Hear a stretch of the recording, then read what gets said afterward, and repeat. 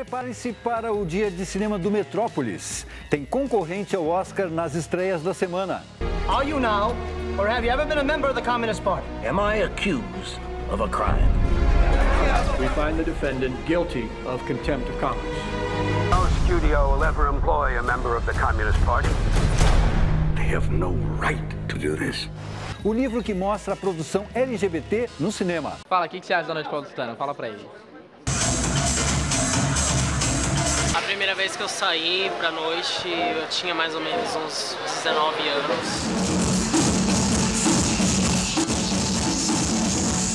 E a morte de um dos fundadores da Nouvelle Vague francesa.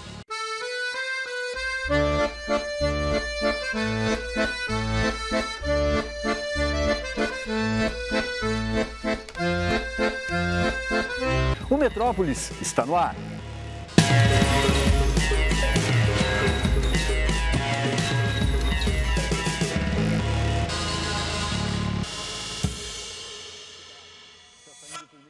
E vamos começar com o nosso bloco de estreias de cinema. E nós estamos bastante ligados, por exemplo, nas animações que estão concorrendo ao Oscar, porque nós temos um indicado brasileiro que está lá. Nós vamos começar com uma animação que é assinada por um cara que é muito conhecido como roteirista. Vocês se lembram, por exemplo, de Brilho Eterno de uma Mente Sem Lembranças? Ou Quero Ser John Malkovich? Pois é, Charlie Kaufman. Ele está assinando agora uma animação e é com ela que a gente vai abrir. Anomalisa é o filme que é uma animação muito bem feita, com aqueles estranhamentos típicos do Charlie Kaufman. Anomalisa é uma animação para adultos, não é para crianças, então não leve seu filhinho, porque pode ser que ele não entenda muito a história. Nos Estados Unidos, ela foi dublada por 3 atores, o David Thewlis, a Jennifer Jason Leigh, que fazem os protagonistas, e mais um outro ator que faz todas as outras vozes, que é o Tom Newman. A história é de Michael, que é um palestrante de autoajuda, que viaja divulgando o livro dele, falando para plateias. Só que ele mesmo é um solitário, tem problemas de relacionamento, ele não consegue se relacionar com as outras pessoas. Na animação isso fica bastante claro, porque todas as pessoas que cercam esse personagem têm o mesmo tipo de rosto e a mesma voz. Ou seja, todas as pessoas para ele são iguais. Até que, numa dessas viagens, ele conhece a Lisa, ou Anomalisa, de anomalia Lisa. É daí que vem o nome da animação. E ela ganha um rosto para ele e ganha uma voz diferenciada, ou seja, conquista alguma coisa lá na mente e no coração dele. A produção foi feita em financiamento coletivo porque o Kaufman achava que que nenhuma produtora iria conseguir, aliás, que ele não iria conseguir nenhuma produtora para bancar o filme dele. O que ele fez então? Financiamento coletivo. Ele conseguiu bastante dinheiro a ponto de uma produtora vai lá, então tá, aqui está o resto do dinheiro. Eles levavam assim, ó, um dia para fazer 2 segundos de animação, para vocês terem ideia do perfeccionismo do Charlie Kaufman. Ok, outra animação que também está em cartaz aqui em São Paulo, que vocês já conhecem muito bem, é o Shaun Cordeiro, que vocês conhecem aqui da TV Cultura, mas agora é um longa-metragem que vocês estão vendo aí, também feito, o Carneiro, desculpa, que é feito em stop motion, ou seja, de massinha, também é quadro a quadro, é super difícil de fazer, tem que ter uma paciência danada. Nesse caso aí, o Shaun, ele convida os amigos dele da fazenda, vão para uma cidade e acabam se perdendo do dono da fazenda, que perde a memória, enfim, uma confusão danada. É um desenho super conhecido, as crianças adoram e também está concorrendo ao Oscar. E agora vamos dizer para vocês que o nosso concorrente, que estava, vamos dizer, já engavetado, voltou ao cartaz, que é O Menino e o Mundo, do Ale Abreu. Vamos aí ver, então, um pouquinho da animação. Essa animação do Ale Abreu voltou ao cartaz, porque justamente foi indicada ao Oscar. O próprio Ale falou aqui no Metrópolis que o Oscar já deu esse presente para ele. Ou seja, chamar a atenção dos brasileiros da existência desta animação dele, que é simplesmente sensacional. Ela tem várias técnicas, desde colagem até computadores, técnicas feitas por computador. É um menino que vive na área rural e que vai atrás do pai. Aí ele está querendo o pai dele viaja e ele sente falta do pai e ele acaba indo atrás do pai dele, onde ele enfrenta um mundo capitalista, bastante selvagem, etc. e tal. O desenho é sensacional, tanto que não existe palavra, as falas são ditas de frente para trás, portanto, em qualquer lugar do mundo pode ser entendido e é por isso que está fazendo sucesso pelo mundo inteiro e está, inclusive, concorrendo a uma vaga no Oscar. Parabéns para o Ale Abreu e toda a sua equipe. E também está estreando, apesar de não ser assim uma coisa que foi feita para cinema, é bom e é claro, é bom a gente deixar bem claro isso para vocês, que é Os 10 Mandamentos, que na verdade é uma novela da Record, que devido ao sucesso eles resolveram colocá-la com algumas modificações na tela. Vocês até podem verificar isso agora nas imagens que a gente está mostrando aí. Virou um fenômeno de marketing, vamos dizer assim, já que foram vendidos mais de 2 milhões de ingressos antecipadamente, o que é um recorde para filmes brasileiros. Sabe-se, todo mundo está comentando isso, está nos jornais, não sou eu que estou dizendo isso, que a própria Igreja Universal comprou muitos desses ingressos, distribuiu entre os fiéis, tanto que ontem as reportagens dos jornais foram para os cinemas, as sessões que estavam esgotadas, não tinham mais ingressos, na verdade só tinham 50% de cadeiras. 50% das cadeiras estavam vazias. Mas está aí, está registrado o filme, para quem quiser, o filme que na verdade é uma novela, está aí para os interessados. E agora nós vamos para um filme que, nossa, é muito bom e talvez muita gente não saiba dessa história, que os Estados Unidos, que levanta tanto a bandeira da democracia, já foi um país, e muito recentemente, nos anos 50, em que cerceava a liberdade dos seus cidadãos. É a história de Trumbo, Lista Negra, que vocês vão ver algumas imagens agora, que está concorrendo no Oscar, também como melhor ator, para o Bryan Cranston, que vocês conhecem de Breaking Bad, exatamente, o ator de Breaking Bad. Só que ele está irreconhecível, vamos dizer assim, não só por causa do cabelo, mas pela própria atuação dele. Ele está muito convincente no papel do Trumbo. O Dalton Trumbo sofreu com o macartismo, nos anos 50 nos Estados Unidos. Mesmo ele sendo um roteirista de grandes sucessos, de filmes de sucesso como A Princesa e o Plebeu, de 1953, ao querer negar diante do Comitê de Atividades Anti-Americanas que ele era simpatizante do comunismo, ele foi perseguido, foi preso, ficou desempregado, sem poder trabalhar e para isso ele teve que utilizar, então, para sobreviver, teve que utilizar de artifícios, como ao escrever roteiros utilizando o nome de outras pessoas, ou pessoas reais ou pessoas fictícias que ele inventava. Agora, os roteiros eram tão geniais que o cara ganhava Oscar mesmo sem ter o nome dele, entende? Então ia uma pessoa lá para receber o Oscar do cara sem saber que ele era quem tinha escrito. A atuação dele está sensacional. Eu não vi ainda do Leonardo DiCaprio, mas se eu não tendo visto o Leonardo DiCaprio, eu, por exemplo, até agora, nesse momento, foi a melhor atuação que eu vi masculina. Eu daria o prêmio para ele, mas ainda não vi o Leonardo DiCaprio, né? Vamos ver. Sensacional, viu? Uma história real que eu recomendo para vocês conhecerem a história recente nos Estados Unidos e que não é nada bonita, viu? Não é nada legal. Não é nada bonito nesse sentido de cerceamento das liberdades. Bom, o cinema francês perdeu hoje um de seus maiores diretores. Jacques Rivette morreu em Paris aos 87 anos. Ele iniciou a carreira como crítico da revista Cahiers de Cinéma e foi um dos fundadores da chamada Nouvelle Vague, um movimento de renovação da produção francesa que lançou diretores como Jean-Luc Godard, Claude Chabrol e François Truffaut. Aliás, segundo Truffaut, a Nouvelle Vague começou graças a Jacques Rivette. Apesar de não ter alcançado o mesmo sucesso que seus contemporâneos, o diretor fez 20 filmes, entre eles Paris nos Pertence e A Bela Intrigante. É bom chamar bastante a atenção da Nouvelle Vague, a gente lamenta, né, que se perde mais um diretor, mas aí é a vida, porque esse movimento ele foi extremamente importante para toda a renovação do cinema no mundo.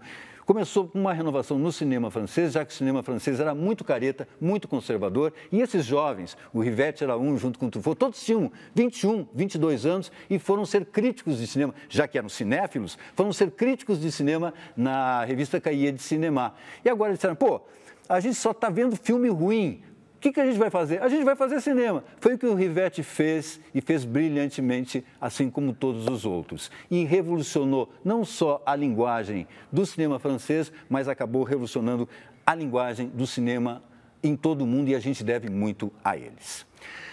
Bom, outra história triste, desta vez para a música. Morreu nos Estados Unidos o guitarrista Paul Kantner, que foi um dos fundadores da banda Jefferson Airplane. Criado em 1965, o grupo era um dos favoritos do movimento hippie. Gravou sucessos como White Rabbit e Somebody to Love e foi uma das atrações do festival de Woodstock. Kantner foi casado com a vocalista da banda, a Grace Slick, e com ela fundou outro grupo nos anos 70, o Jefferson Starship.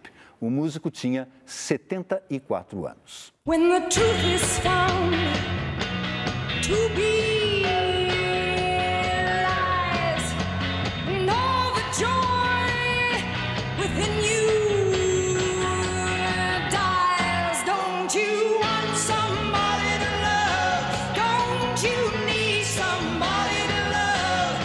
Wouldn't you love somebody to love? You better find somebody to love.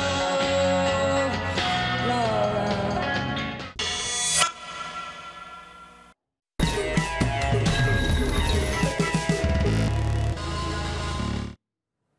E pela primeira vez, uma publicação traça um panorama da produção LGBT do cinema brasileiro pós-retomada. O cinema que ousa dizer seu nome, está aqui, a capa, é um lançamento do jornalista e cineasta Luffy Steffen, que está aqui no Metrópolis. A capa, o Luffy agora. Boa noite, Luffy. Boa noite, tudo bom? É claro, tudo bem. É claro que o título é uma citação ao Oscar Wilde, sim. amor que não ousa dizer seu Exato. nome, agora o cinema já ousa dizer. Essa é a ideia, porque eu na hora de bolar o título, eu passei por várias ideias e não sabia um título, e de repente me ocorreu isso, né? Que é essa frase do Oscar Wilde, que é de mais de 100 anos atrás, né? O amor que não ousa, então, né? Que não ousava dizer seu nome. E o cinema brasileiro hoje ousa dizer seu nome, né? Porque a gente tem essa produção LGBT super fértil acontecendo, então por isso o título. É isso que eu quero perguntar. Nesse pós-95, que você foi o seu foco, né? Está fértil, é relevante a produção? Eu acho que sim, acredito que sim. É o que você está mostrando no livro, né? O livro acho que meio que conduz a isso. Porque quando houve a retomada do cinema brasileiro, né, a principal preocupação, acho que, do cinema era existir, né? Porque estava sem existir. Então, os filmes voltaram a acontecer, depois é que começou a ter essa procura por temas, né? Diversificar estilos, linguagens e temas também. Então, eu lembro que no final dos anos 90, eu cheguei a assistir debates no Festival Mix Brasil, onde as pessoas falavam, porque a gente não tem um cinema brasileiro LGBT forte, e aí tava lá o Djalma Limonge Batista, por exemplo, que é um cineasta pioneiro, que falou, mas a gente mal tá voltando a ter cinema, né? Quanto mais ser um cinema temático, então calma, né? Uma coisa de cada vez. Então, hoje acho que já existe, sim. Você entrevistou vários diretores que já tiveram nos seus filmes essa temática. Vamos falar primeiro do Daniel, né, que o Daniel todo mundo conhece. Daniel Ribeiro. Do Daniel Ribeiro, por causa do Hoje Eu Quero Voltar Sozinho, que foi um sucesso tremendo o filme, Pois é, esse filme é um fenômeno, né? Então, para o livro, claro que era super importante a gente entrevistar o Daniel, porque é que tornou-se uma pessoa simbólica por conta disso, porque é um filme de temas LGBT que conseguiu um sucesso popular, né? Inédito e de uma forma surpreendente, né? Por que então, é um grande você acha feito. que fez tanto sucesso? São várias coisas, né? Eu não sei dizer assim exatamente, mas eu tenho a impressão... Assim, que tinha um curta dele que já fazia muito sucesso na internet, né? Exato, ele já tinha feito sucesso com o curta e o longa ampliou isso, né? É a mesma história, só que ampliada. Eu acho que o sucesso é porque ele conseguiu contar uma história, na verdade, que é o tema principal, não é... A gente nem pode falar que é um tema gay, na verdade, é um tema geral a todo mundo, que é a transição da fase da adolescência para a vida adulta, né? Os conflitos, a descoberta do amor, a descoberta do sexo, a descoberta de si mesmo, né? Então, acho que isso é um tema geral. Então, por isso que atingiu tanta gente. E aí, muita gente talvez não tenha percebido que era um filme LGBT. E aí, quando percebeu, já estava fascinado pelo filme. Isso que acho que é o grande mérito do filme, né? Claro. E é um filme que ampliou, porque as pessoas podem dizer assim, não, esses filmes são filmes de nicho, para atingir só a comunidade LGBT. E não é mais assim, né? Então, acho que isso mudou. Acho que tem uma faca de dois gumes. Ao mesmo tempo que um filme de tema LGBT, ele vai atingir o nicho, porque as pessoas que são LGBTs vão querer ver, claro, ele está também atingindo o público que não é gay. Isso é uma coisa também mais recente. Porque até pouco tempo atrás era isso que você falou, era mais restrito. Mix Brasil e pronto, Mix Brasil, né? Ficava uma coisa de nicho, de gueto, digamos. E agora o cinema consegue atingir outros públicos, né? Como qualquer filme, né? Deixa eu ver, vou eleger aqui um outro para a gente conversar. Muito importante, do Dácio Pinheiro, Meu Amigo Cláudia. Que é um documentário sobre a Cláudia Wonder, que foi uma militante importante, artista, performer, ativista, travesti, que se dizia travesti e falava sempre isso. A Cláudia Wonder, que morreu em 2010, né, em novembro de 2010, ela faleceu.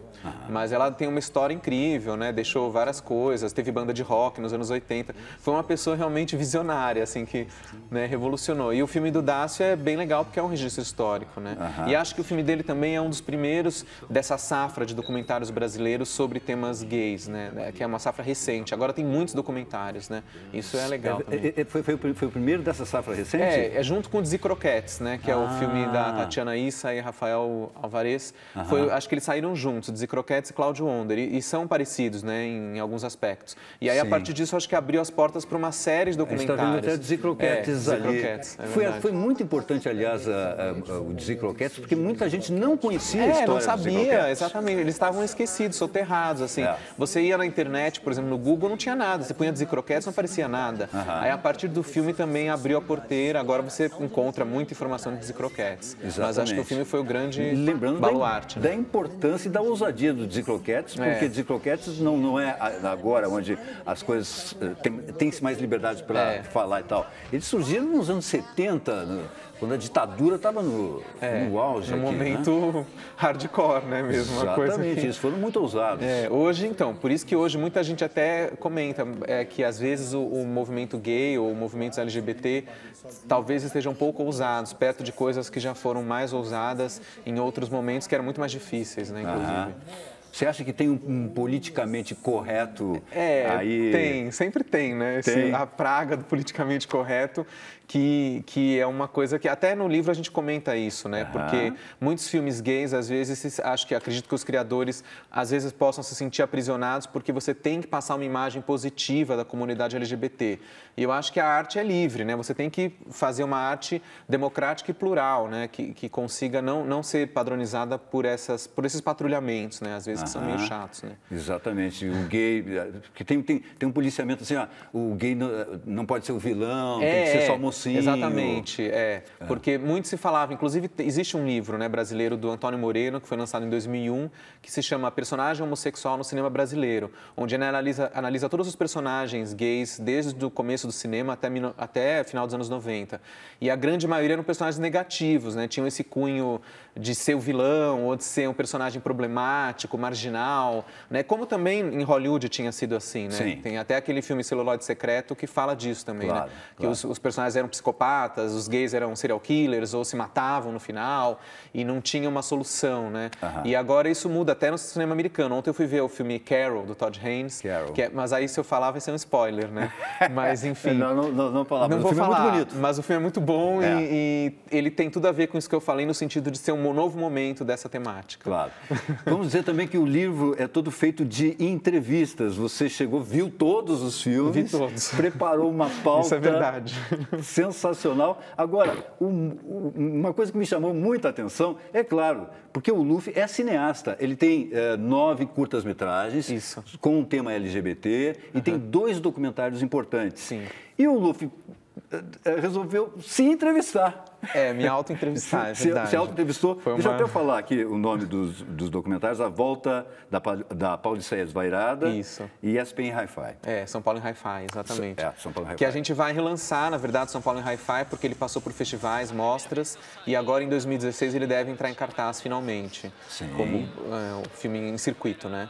Nós estamos mostrando agora Pauliceia, e que é o momento mais atual, vamos dizer assim, esse filme é um documentário sobre a noite gay de São Paulo naquele momento que foi feito, que foi 2012. Então, digamos que é mais sobre esse momento que a gente vive, né? Acho que não mudou tanto de lá para cá. Sim. Há 4 anos. O que é muito diferente, por exemplo, de como a comunidade LGBT vivia nos anos 60. Isso, né? Que aí foi o tema do São Paulo em Hi-Fi, que é falar da noite gay de São Paulo antiga, dos anos 60, 70 e 80, que é uma era, né, digamos, que tinha os grandes shows de transformistas e a noite tinha esse glamour, né, esse brilho, que hoje é diferente, porque hoje a noite ficou mais casual, né, mais streetwear, assim. Sim. E na época antiga tudo era mais, né, a noite era aquele acontecimento, né. E acho que nessa época era mais gueto também, né? Muito mais gueto. E hoje se abriu. As pessoas frequentam as casas, até preferem. Vou numa balada gay ou numa porque é mais balada... divertido, porque é mais divertido, descontraído, tem isso também. Ficou mais amplo mesmo, né? Claro. Democratizou, isso é muito legal. Tirou do gueto, né? Como é que foi você se auto-entrevistar? Me auto-entrevistar? Bom, essa parte é porque é o seguinte, eu pensei, se eu chamar alguém para me entrevistar para o livro, porque assim, o livro, considerando que ele ia fazer um recorte de cineastas que trabalham com a questão gay recorrentemente, eu pensei, puxa, todos os meus filmes são de temas gays, então eu tenho que estar no livro também. E aí como é que eu faço? Se eu chamar alguém para me entrevistar, a minha entrevista vai ficar fora da unidade do livro, né? Então eu pensei, então eu mesmo vou me entrevistar. E aí eu fiz isso, eu assisti meus filmes, revi, porque eu não via também meus filmes há muito tempo, como eu tinha visto os filmes dos outros realizadores, né? Sim. Vi os filmes, formulei as perguntas, como se eu fosse perguntar para uma pessoa, para mais um entrevistado, e depois, num outro momento, fui responder como se eu estivesse recebendo aquelas perguntas de um jornalista. É muito interessante. Foi um processo meio bipolar. Foi um processo meio bipolar, assim, foi uma dupla identidade. As pessoas me perguntam muito isso, mas que coisa egocêntrica. Eu falei, não, mas não é egocêntrico, é para conseguir estar dentro do projeto de uma forma unitária, né? Claro. Espero que tenha dado certo. Deu super certo, super certo. Luffy, muito obrigado, então, pela sua participação. Está aqui o Cinema que Ousa Dizer Seu Nome, que é a editora... Editora Giostre. Giostre. Então o livro pode ser encontrado em livrarias e também no site da editora. Dá para fazer contato com a editora pelo site, editora Giostre, e ter acesso. E também, quem quiser saber mais sobre o livro, pode me procurar também no Facebook, que é, enfim... Estamos aí. Beleza. Adorei sua camiseta, Fernandinho. Star Wars. Star Wars aí. Muito obrigado, então, Luffy. Obrigado, Cunha. Até a próxima. Até. Metrópolis faz mais um intervalo. Antes, fique com as imagens da Semana de Moda de Paris, que terminou nesta quinta-feira. Uma das últimas grifes na passarela foi Valentino, com uma coleção inspirada em temas japoneses.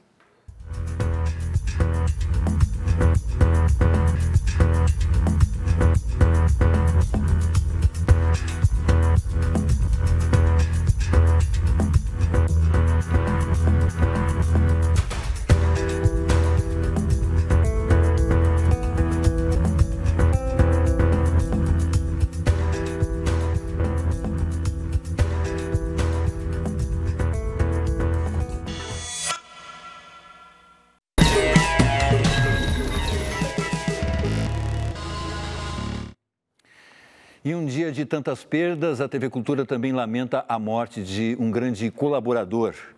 Perdemos hoje nosso gerente de projetos, Ivan Negro Isola. Ele foi gerente de pesquisas da Fundação Padre Anchieta, coordenou a integração de produção entre cinema e TV aqui na emissora no final dos anos 90, que permitiu a realização de vários filmes. E também chefiou a parceria da TV Cultura com os estúdios Veracruz, em São Bernardo do Campo. E o Metrópolis de hoje termina com um convite. Neste sábado e domingo, o Sesc Pompeia, aqui em São Paulo, vai receber uma celebração do acordeon. Toninho Ferragutti, Mestrinho e Renato Borghetti vão dividir o palco na série Encontros Instrumentais, passeando pelos ritmos brasileiros como o frevo, maracatu, o shot, o baião e o choro. Ferragut e Mestrinho vão repetir essa parceria no Metrópolis de domingo, atenção. Mas eles já adiantaram uma música especialmente para a gente. Ok? É isso que nós vamos ver agora. Tchau e até domingo, às 8 da noite.